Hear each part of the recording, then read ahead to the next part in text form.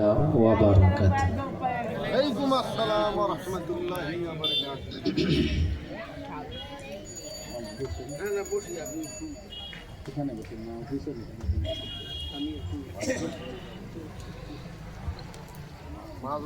الحمد لله نحمده ونستعينه ونستغفره ونعوذ بالله من شرور أنفسنا ومن سيئات أعمالنا من يهده الله فلا مضل له ومن يضلل فلا هادي له أشهد أن لا إله إلا الله وحده لا شريك له ونشهد أن سيدنا وحبيبنا ومولانا محمدا عبده ورسوله الذي أرسله بالحق بشيرا ونذيرا وداعيا إلى الله بإذنه وسراجا وقمرا منيرا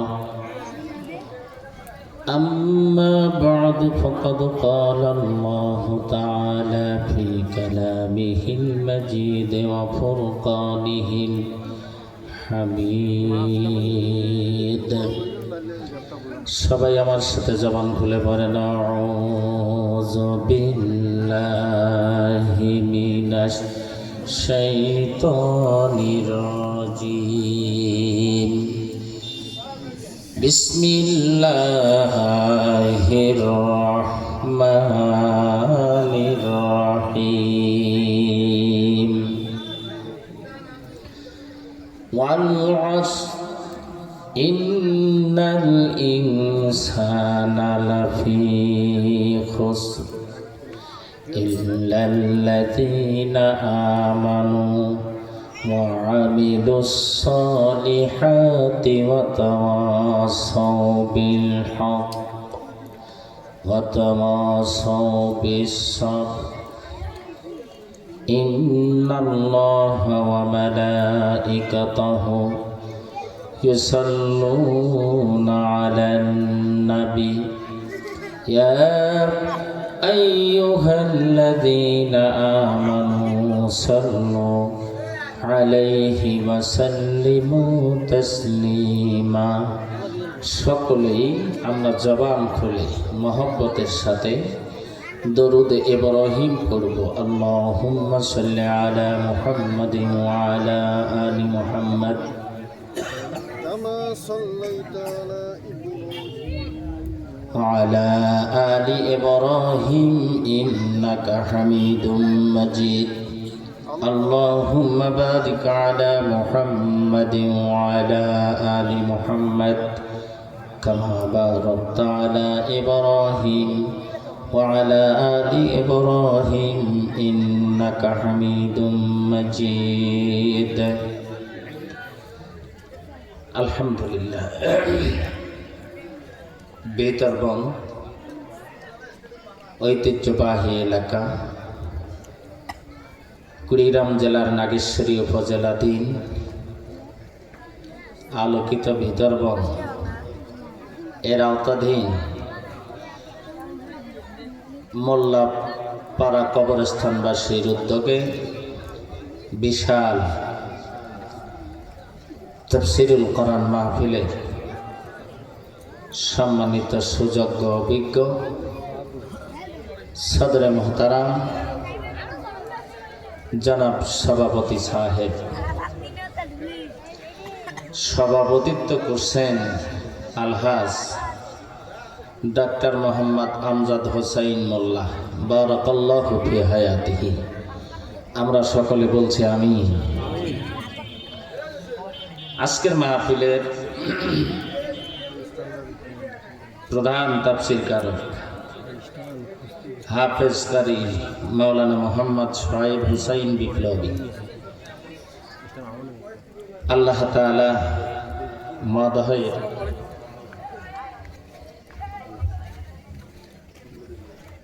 হায়াতে তাইয়্যিবা সেহাতে কুল্লিয়া কামনা করছি।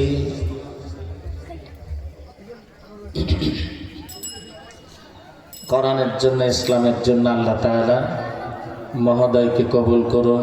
আমরা আবারও বলছি আমিন। আজকের মাহফিলের তৃতীয় তাফসীর কারক আমার স্নেহের মাওলানা মোহাম্মদ আতাউর রহমান। আজকের এই তাফসীর মাহফিলের প্রধান অতিথি অধ্যাপক আনোয়ারুল ইসলাম ভাই, বিশেষ অতিথিবৃন্দ, আমন্ত্রিত অতিথিবৃন্দ, সামনে বসা দিনদার ইমানদার, এক ঝাঁক তৌহিদি জনতা, পর্দার আড়ালে অবস্থানরত আমার মা এবং বোনেরা, আবারও আপনাদের প্রতি আমার হৃদয় নিংড়ানো সহস্র সালাম। আসসালামু আলাইকুম ওয়া রাহমাতুল্লাহি ওয়া বারাকাতুহু।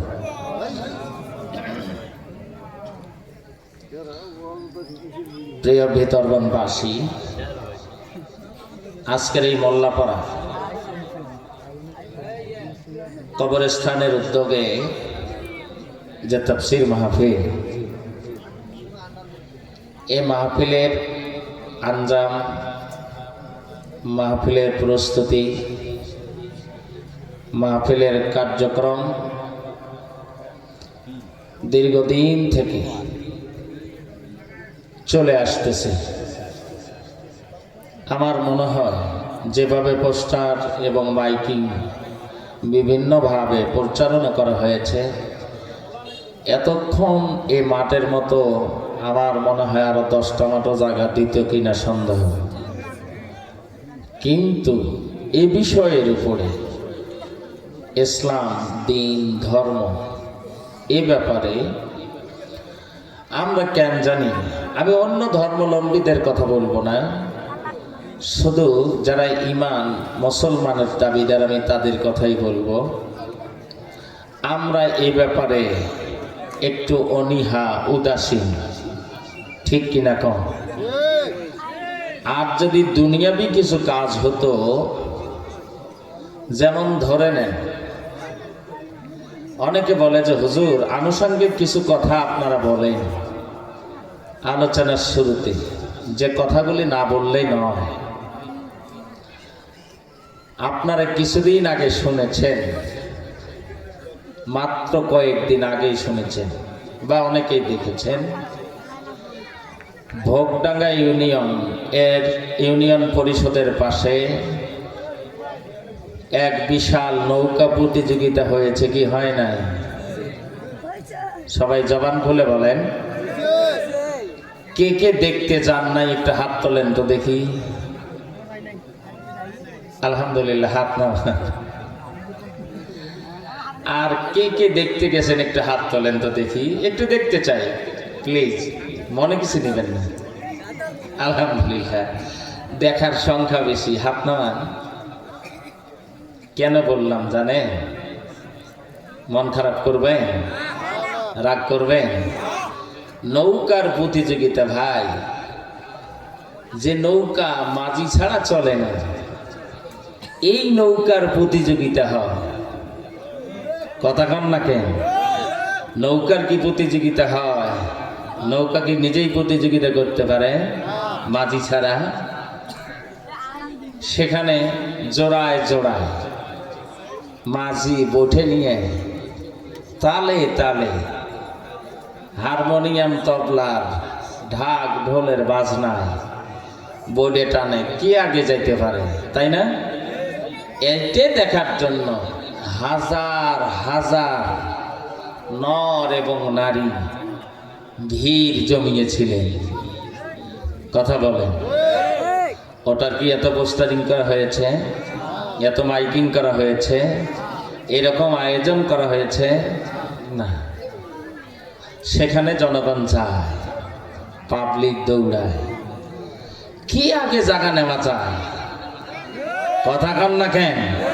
আরো জোরে বলতে হবে, কথা ঠিক বলছি না বেঠি? আমার ভাইজান বলেন তো।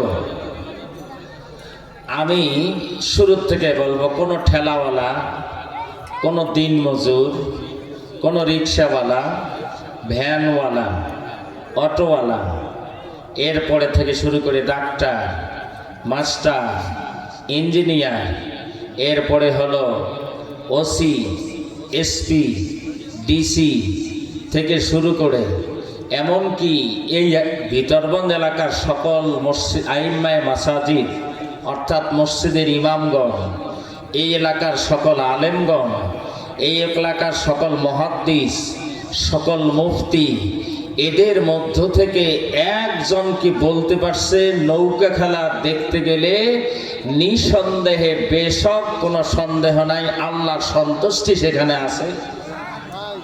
বলেন না কেন? কিন্তু কোরআনের মাহফিলে এসে বসলে হতে পারে এটা পরকালে নাজাতের ওসিলা আল্লাহর সন্তুষ্টি এর মধ্যে আছে। এতে করে ওই আইম্মায়ে মাসাজিদ এবং সকল মুফতি, মুহাদ্দিস, মুহাক্কিক এবং সাধারণ মানুষ পর্যন্ত এই কথাটা জানে যে এটা ভালো না খারাপ। জোরে কম। এটা এমন ভালো যেখানে কোরআনের আলোচনা হবে, হাদিসের আলোচনা হবে, এটা একটা জান্নাতি বাগান। কথা বলেন, সন্দেহ আছে? এটা একটা জান্নাতি বাগান, এটা একটা জান্নাতে যাওয়ার মাধ্যম। এ কথার ব্যাপারে আমি যে কথাটা বললাম, এ ব্যাপারে কি আপনারা সকলে একমত হতে পারবেন? সকলে একমত হতে পারবেন? কে কে একমত আছেন একটু দেখান তো, দেখে হাত তোলে। লিল্লাহে তাকবীর, লিল্লাহে তাকবীর, লিল্লাহে তাকবীর। এতে কোনো সন্দেহ নাই। তো সম্মানিত বাবাজিরা, মা বোনেরা, এখানে শুধু পুরুষেরাই যায় নাই। আমি নুনখাওয়ার থেকে কালীগঞ্জে যাচ্ছি, এ সময় দেখলাম নারী, শুধু পুরুষেরা না, আবাল বৃদ্ধ বনিতা, বৃদ্ধ আবাল এই বয়সের না, সকল বয়সের মানুষ, পুরুষেরা শুধু সীমাবদ্ধ নয়, নারীরাও লাইন ধরছে। আমার মনে হয় ঠিক বললাম না ভুল বললাম? সেখানে নারীদের প্যান্ডেলও করা হয়েছে। কি বলেন? হয় নাই? দলে দলে নারী এবং পুরুষ যাচ্ছে। আমি ভাবলাম যে পুরুষেরা না হয়ে যাচ্ছে, কিন্তু মহিলারা কোথায় যায়? এলাকা তো অনেক সময় দেখা যায় চলাফেরা করতে গিয়ে অনেক মহিলার সঙ্গে পরিচয় আছে। আমি এক বেচারিকে জিজ্ঞেস করলাম, কি ব্যাপার, কোথায় যাচ্ছেন এত মহিলা? কয় যে একটু ভিতর বন্ধে যাব। কোথায় যাব? ভিতর বন্ধে। তা এত মহিলা যায় কেন ভিতর বন্ধে? কি ভাবলাম যে পরে তথ্য মানে নিয়ে দেখি যে আসলে উদ্দেশ্য ভিতর বন্ধ, উদ্দেশ্য কি? সবাই কন নৌকা খেলা দেখার। হাই রে হাই, সেখানে মানুষের ভিড়, এত মানুষ। হঠাৎ একদিন মাগরিবের নামাজ পড়েছি বাজার মসজিদে, এই এখান থেকে কুমোরপুর মোড় যাইতে যত অটো গুনেছি শেষ করতে পারিনি। এত অটো আর মোটরসাইকেল, রিক্সার তো হিসাবেই নাই। আমার বাবাজিরা, বন্ধুগণ আমার, তাহলে সেখানে কোনো মাইকিং, পোস্টারিং নাই, প্রচারিং নাই, এমনি এমনি মানুষের মুখে মুখে লক্ষ লক্ষ জনতা সেখানে ভিড় জমায়। যে জায়গাটায় কোনো গ্যারান্টি নাই, আল্লাহ সন্তুষ্টি তো নাই বটেই, সেই সাথে যেখানে শয়তানকে অসন্তুষ্টি করার জন্য মানুষের ভিড় জমায়। কথা বলেন, এই জায়গায় মানুষের ভিড় হয়। অথচ আল্লাহর কথা কি?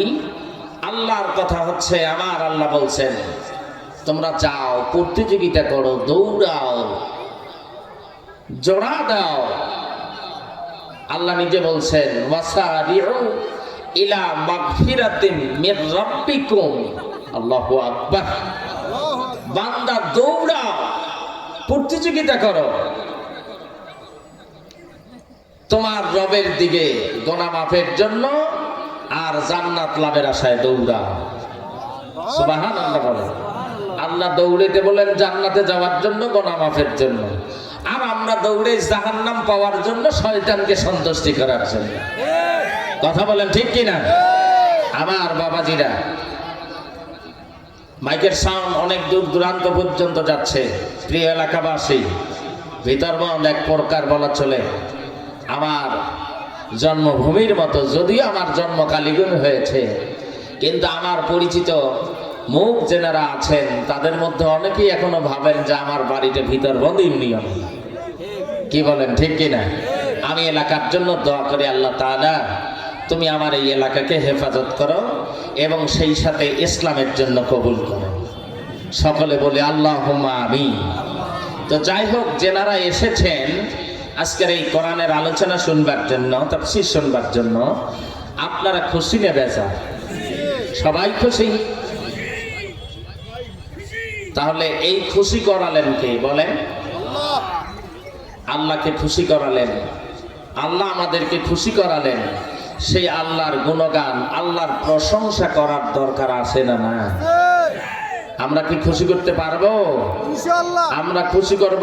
আল্লাহ পাকের শুকরিয়া আদায় করছি, সকলে বলছে আলহামদুলিল্লাহ। আলহামদুলিল্লাহ রব্বানা লাকাল হামদ রব্বানা লাকাল হামদ হামদান কাসীরান হামদান কাসীরান তাইয়্যিবান তাইয়্যিবান মুবারাকান ফীহি মুবারাকান ইয়া রাব্বি ইয়া রাব্বি লাকাল হামদ লাকাল হামদ কামা ইয়ানবাগি কামা লিজালালি ওয়াজহিকা ওয়া আসীমি সুলতানিকা। শুকরিয়া আদায় করলাম কার? আল্লাহর। আল্লাহ খুশি হবেন না? ইনশাআল্লাহ অবশ্যই খুশি হবেন। আল্লাহ যখন খুশি হবেন আমাদের প্রতি, তখন আল্লাহর তাআলার পক্ষ থেকে সর্বপ্রথম আমাদের দুটা পুরস্কারে পুরস্কৃত করবেন। কয়টা? প্রথমত দুইটা। এক নাম্বার হচ্ছে আল্লাহ শুকরিয়া আদায় করলে আল্লাহ পাক আমাদের নিয়ামত বাড়ায়া দিবেন। আল্লাহ পাক আমাদের নিয়ামত বাড়ায় দিবেন। এরপরে আল্লাহ পাকের সন্তুষ্টি অর্জন করতে পারলে চিরস্থায়ী চিরশান্তির জায়গা জান্নাত দিয়ে দিবেন। এই দুইটা পুরস্কার সবচেয়ে আল্লাহর পক্ষ থেকে বড় পুরস্কারের ঘোষণা করেছেন। আলহামদুলিল্লাহ, আলহামদুলিল্লাহ। সম্মানিত বাবাজিরা, এরপরে সেই সাথে আমরা আমাদের প্রিয় নেতা, আমাদের কলিজার টুকরা, আমাদের হৃদয়ের স্পন্দন, তিনি হচ্ছেন অন্য কেউ নন, তিনি আমাদের প্রিয় হাবিব জনাবে মুহাম্মদ রাসূলুল্লাহ। সকলে পড়ছে সাল্লাল্লাহু আলাইহি ওয়াসাল্লাম। সম্মানিত বাবাজিরা, বন্ধুগণ আমার, যেহেতু আমার আলোচনা আপনারা একাধিক শুনেছেন, আল্লাহ যদি আরো হায়াতে রাখে আরো শুনবেন ইনশাআল্লাহ। আপনারা আমার এলাকার মানুষ, এলাকার প্রতি একটু দরদ ভালোবাসা বেশি থাকাটাই কি স্বাভাবিক? কথা বলেন, ঠিক কিনা? কারণ এ ভালোবাসা, আমাকে যে আপনারা ভালোবাসেন, এটা আমার ব্যক্তিত্বের জন্য নয়। এ ভালোবাসা কার জন্য? চিল্লায় বলেন, কার জন্য? আল্লাহ পাকের জন্য। যদি আল্লাহ পাকের কোরআনের খুব জোর সামান্য একটু জ্ঞান আল্লাহ পাক না দিতেন, তাহলে এই ভালোবাসা মনে হয় আপনাদের সাথে আমার থাকতো না। কথা বলেন, ঠিক কিনা? এই কোরআন থাকবার কারণে আমার শরীরে, আমার মানে দেহের ভিতরে ইসলামের কিছু নিদর্শন আছে বলেই এই ভালোবাসা আপনারা দেন। যদি না থাকতো আমার মনে হয় এই ভালোবাসা হতো না। সম্মানিত বাবাজিরা, বন্ধুগণ আমার, সেই দিক থেকে আমি বলতে চাই, এই ভালোবাসা যখন আল্লাহর কোরআনের জন্য, রাসূলের সুন্নাহর জন্য, এই ভালোবাসাটা যেন হয় প্রকৃতপক্ষে আমার আল্লাহর জন্য। কথা বল। সম্মানিত উপস্থিতি, আমার আগেও আলোচনা করেছেন, আমার পরেও আলোচক আছেন, আমি মাঝখানের কিন্তু একটা সময় বেঁধে দেওয়া আছে। জোরে কোন আছে না? সময় বেঁধে দেওয়া আছে।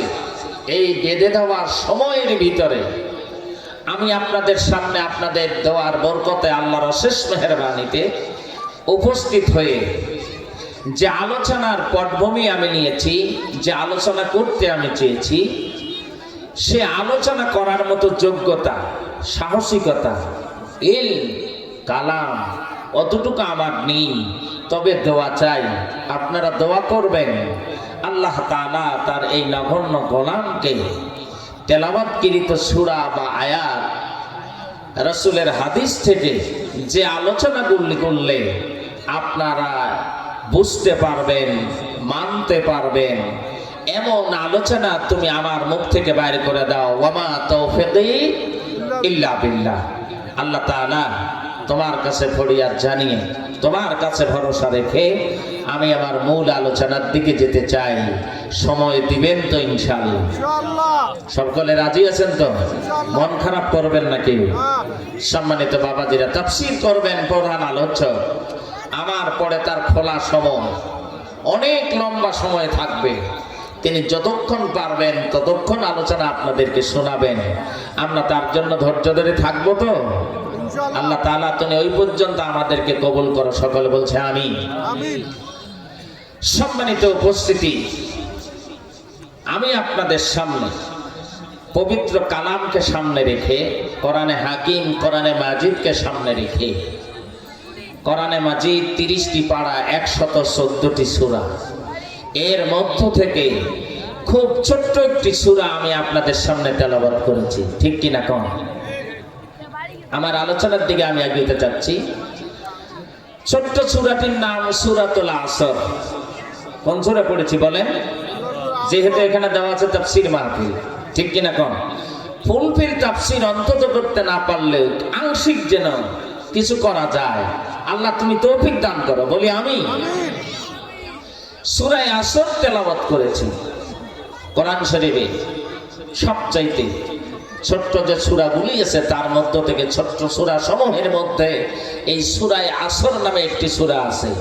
সূরা আসরের মধ্যে আয়াত সংখ্যা হচ্ছে ওয়াল আসর 1 নাম্বার, ইন্নাল ইনসানা লাফি খুসর 2 নাম্বার, ইল্লাল্লাযীনা আমানু ওয়া আমিলুস সলিহাত ওয়া তাওয়াসাউ বিল হক ওয়া তাওয়াসাউ বিস সাবর। এই তো মাত্র আয়াতে কারিমার সংখ্যা এতটুকু, ঠিক কিনা? খুব ছোট সূরা, পড়তে হাফ মিনিটও লাগে না, কয়েক সেকেন্ডের ভিতরে পড়া যায়, ঠিক কিনা? আর এই সূরাটা কমন, আমাদের বাড়ির পাশের সূরা। যারা আমরা কোরআন শরীফ কম জানি তারা সাধারণত এই ছোট্ট সূরাগুলোর সঙ্গে বেশি সম্পর্ক, ঠিক কিনা? কম। এই সূরা সমূহের মধ্যে সূরা আসর নামে যে সূরাটি, এর শানে নজুল, এর ব্যাখ্যা অনেক বিশাল। 1 ঘন্টা 2 ঘন্টা, 1 রাতে, 1 সপ্তাহে, 1 মাসে করে, 1 বছরে নয়, হায়াতের জীবনে যদি গবেষণা করা যায়, এরপরে গবেষণা করে শেষ করা যাবে না। কথা বলেন ঠিক কিনা? কারণ হলো কোরআন শরীফের একটা সূরা তো দূরের কথা, একটা আয়াত, একটা সেন্টেন্স, একটা বাক্য, একটা হরফ, এর বিশাল ব্যাখ্যা করেও এরপরে শেষ করা যাবে না। আল্লাহু আকবার, আল্লাহু আকবার। আল্লাহ তাআলা বলছেন, এটা আমার কথা নয়, কোন মোল্লা মৌলবীর কথা নয়, এই কথাটা হচ্ছে আল্লাহ পাকের। আল্লাহ পাক রব্বুল আলামিন বলেন, কোরআনে কারীম এমন একখানা মহাগ্রন্থ আল কোরআন, যার ব্যাখ্যা করা এটা কোনো মানুষের জন্য সম্ভব নয়। কেউ যদি করতে চায় যে আমি 1 রাতে, 1 দিনে, 1 সপ্তাহে, 1 মাসে, 1 বছরে শেষ করব, আল্লাহর কসম, আল্লাহর কসম, এর মফহুম শব্দটা শেষ করতে পারবে না। গোটা সূরা তো দূরের কথা। আল্লাহ পাক রব্বুল আলামিন বলেন, قُلْ لَوْ كَانَ الْبَحْرُ مِدَادًا لِكَلِمَاتِ رَبِّي لَنَفِدَ الْبَحْرُ قَبْلَ أَنْ تَنْفَدَ كَلِمَاتُ رَبِّي وَلَوْ جِئْنَا بِمِثْلِهِ مَدَدًا। আল্লাহু আকবার। মহাসমুদ্রের সঙ্গে তুলনা করা হয়েছে।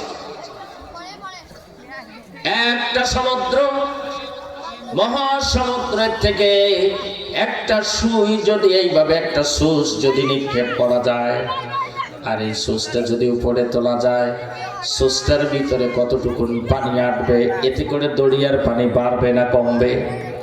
জোরে কম? কিছুই হবে না।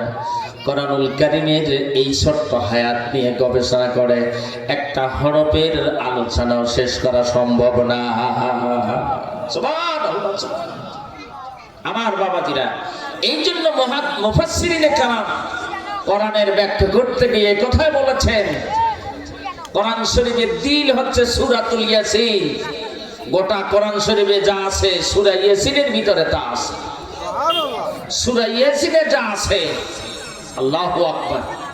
উম্মুল কোরআন, সূরা ফাতিহার নামসমূহের মধ্যে একটি নাম হচ্ছে উম্মুল কোরআন। সূরা ফাতিহাকে বলা হয় এই গোটা সূরা ইয়াসিনের ভিতরে যা আছে সূরা ফাতিহার ভিতরে তাই আছে। গোটা সূরা ফাতিহার ভিতরে যা আছে, বিসমিল্লাহির রহমানির রহিম 19টা হরফ আছে, সেখানে তাই আছে। আবার 19টা হরফের ভিতরে যা আছে, বিসমিল্লাহর বার মধ্যে তাই আছে। বিসমিল্লাহর বাতে গোটা হরফে যা আছে, বিসমিল্লাহর বাইরে নোক্তাটার ভিতরে তা আছে। তাহলে কি শেষ করা সম্ভব? জোরে বলেন, শেষ করা সম্ভব নয়। এই জন্য আমি বলবো, বিশদ আলোচনার সময় হয়তো হবে না। আল্লাহ তাআলা এই কোরআনুল কারীমের ভিতরে এই ছোট্ট সূরাটি এভাবে নাযিল করলেন, ওয়াল আসর। আসর মানে সময়। আসর মানে কি? সময়। সময়ের কসম করে আমার আল্লাহ বলছেন, কি বলছেন? ওয়াল আসর, সময়ের কসম, কালের কসম, জামানার কসম, যুগের কসম। এ ব্যাপারে আপনি যেটাই ধরেন, বলছেন আমি যুগের কসম, সময়ের কসম, কালের কসম, আমি এইভাবে কসম কাটছি। ইন্নাল ইনসান, নিশ্চয় মানুষ, লাফি ক্ষতির মধ্যে, ক্ষতিগ্রস্তের মধ্যে হাবুডুবু খাচ্ছে। সকল মানুষ ক্ষতির মধ্যেই আছে। বোঝেন নাই মনে হয়? বোঝেন নাই? সকল মানুষের ব্যাপারে আল্লাহ তাআলা বলছেন, সকল পৃথিবীর মানুষ, এখানে মানে হিন্দু, বৌদ্ধ, খ্রিস্টান, ডোম, ডাওয়াই, চারাল, মেতর, এমনকি মুসলমানেরাও সব মানুষকে বলছেন যে সকল মানুষ ক্ষতিগ্রস্ত। ইন্নাল ইনসানা লাফি খুসর ইল্লাল্লাযীনা আমানু, শুধুমাত্র তারা ব্যতি রেখে। কারা ব্যতি রেখে? যার ভিতরে 4টে গুণ থাকবে। সুবহানাল্লাহ। কয়টা গুণ থাকবে? 4টে গুণ যার ভিতরে থাকবে। এই 4টে গুণ বিশিষ্টওয়ালা ব্যক্তিরা, সেটা পুরুষ হোক অথবা নারী হোক, এই 4টে গুণে গুণান্বিত 4টে গুণ যার ভিতরে থাকবে, তারা ব্যতি রেখে বাকি সব মানুষ ক্ষতিগ্রস্ত। এ কথা কার? আল্লাহর। জোরে কন, আরো জোরে। আল্লাহ পাকের এই কথা। 4টে গুণ কি কি? 4টে গুণ। 1 নাম্বার গুণ হচ্ছে, ধরে নেন, গুনবেন। 1 নাম্বার গুণ হচ্ছে ইল্লাল্লাযীনা আমানু। প্রথম গুণ যেটা হলো বিশ্বাস করতে হবে, ঈমান।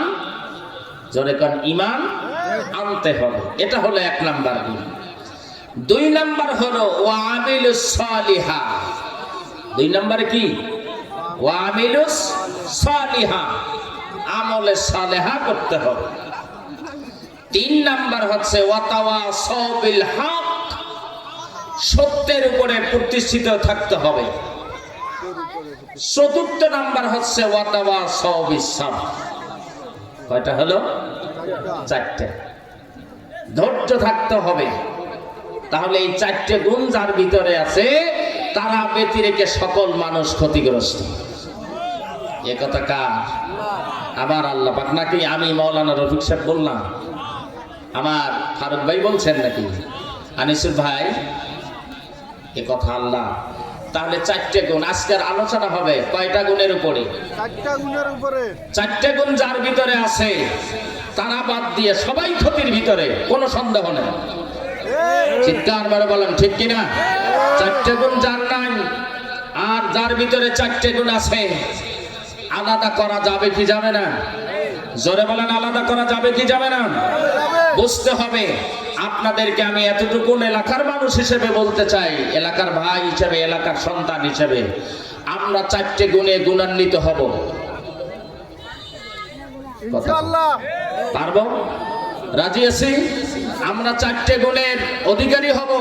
4টে গুণ যেন আমার ভিতরে না থাকে। যদি 4টে গুণের ভিতরে আমার ভিতরে না থাকে 4টে গুণ, তাহলে আমরা লাভবানের মধ্যে নাই, আমরা ক্ষতির মধ্যে অবশ্যই আছি। এখন 4টে গুণ কাদের ভিতরে আছে আর কাদের ভিতরে নাই, আমি এই বিষয়ের উপরে আলোচনা করব ইনশাআল্লাহ। সম্মানিত বাবাজিরা আমার, বন্ধুগণ আমার, 1 নাম্বার গুণ ধরে নেন, ওয়াল আসর। সময়ের কসম করে বলি, এমন একটা সময়, এমন একটা কাল, এমন একটা যুগ, এমন একটা সময় আসবে যে সময়ের ভিতরে সমস্ত মানুষ ক্ষতিগ্রস্তের মধ্যেই থাকবে, ক্ষতির মধ্যেই পতিত থাকবে, ক্ষতির ভিতরে হাবুডুবু খাবে। ইল্লাল্লাযীনা আমানু, নাম্বার 1 গুণ হলো, 1 নাম্বার গুণ হলো ওয়ামিলু। ইন্নাল্লাযীনা আমানু, যারা ঈমান এনেছে। ঈমান কি জিনিস? ঈমান খায় না, মাথায় দেয়। আমার ভাইরা, ঈমান তো দেখা যায় না, কথা বলেন। ঈমান কি দেখা যায়? ঈমান দেখা যায় না, ঈমান ধরা যায় না, ঈমান ছোঁয়া যায় না, ঈমান অনুভব করা যায়। ঈমান কি? অনুভবের মাধ্যমে ঈমান বুঝতে হয়, ঈমান জানতে হয়। যেমন আমরা 1 নাম্বার কথা হলো ইল্লাল্লাযীনা আমানু, যারা ঈমান এনেছে, যারা ঈমান বিশ্বাস স্থাপন করেছে। কার উপরে? 1 নাম্বার হলো আমানতু বিল্লাহ। কার উপরে? আল্লাহর উপরে। 1 নাম্বার কথা হলো আমানতু বিল্লাহ, আল্লাহর উপরে বিশ্বাস স্থাপন করেছে। আল্লাহকে কি আমরা দেখেছি? জোরে কোন দেখেছি? আমরা দেখি নাই। আল্লাহ আছে না নাই? জোরে কোন? অবশ্যই আল্লাহ আছে। এর উপরে আমরা বিশ্বাস করেছি, ঈমান এনেছি। এরপরে দ্বিতীয়ত হলো ওয়া মালাইকা, ফেরেশতা দেখি নাই কিন্তু বিশ্বাস করেছি ফেরেশতা আছে না নাই। ঈমানের শাখা আবার ডাল মানে শাখা হচ্ছে এখানে, কেউ বলেছেন 7টা, আবার কেউ বলেছেন 6টা। কয়টা? আমানতু বিল্লাহ, আল্লাহর উপরে ঈমান, ওয়া মালাইকা, রাসূলের প্রতি ঈমান। ঠিক কিনা? জোরে কম। আল্লাহর পরে পরে আমানতু বিল্লাহ, ফেরেশতাদের, প্রথমে আল্লাহর উপরে, দ্বিতীয়ত হচ্ছে কি ফেরেশতাদের উপরে। ওয়া কুতুবিহি, কিতাব সমূহের উপরে। কিতাব কি? আল্লাহর পাঠানো যে কিতাবগুলো আছে এগুলাকে বলা হয় তৌরাত, জবর, ইনজিল। শুধু নয়, আসমানি কিতাব আরো অনেক এসেছে। সবগুলো আল্লাহর পক্ষ থেকে যে কিতাব সমূহ অবতীর্ণ করা হয়েছে, সকল কিতাবের প্রতি